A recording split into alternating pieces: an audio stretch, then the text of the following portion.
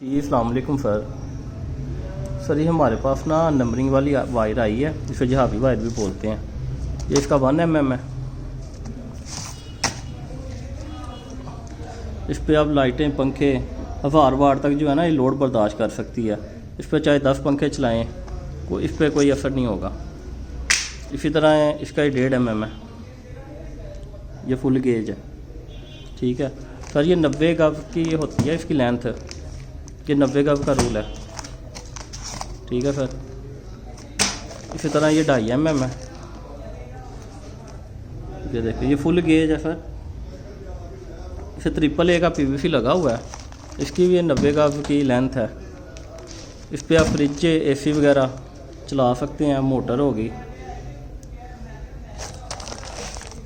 इसी तरह ये 4 mm है इसकी, ये AC वगैरह चलाने के लिए इस्तेमाल होती है। इसको आप मेन में भी डाल सकते हैं, मेन वायर के लिए भी इस्तेमाल कर सकते हैं।